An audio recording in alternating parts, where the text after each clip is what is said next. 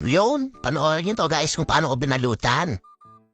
Bali, ito nga pala talaga itsura ng upuan. Siyempre, kilaras ko muna siya sa mismo motor. Tingnan naman ang itsura ng balot ng upuan niya guys. Ang pangit at luma na. So naman kung di pa papalitan. So ayun na nga, sa part na yan natanggal ko na yung mga taker niya guys. Doon ako pinahirapan, doon na pinakita. Alos kalamahin kaya nadudurog na yung pinaka-taker niya. So yun na nga, sa part na yan guys, tinatanggal ko na yung pinakalumang balot ng upuan. Medyo mahirap lang ihubad kasi pinatira pa mga taker na may kalawang. Ayan na nga guys, nahuhubad ko na, malapit na. Mapapalitan na natin ang bagong balot yan.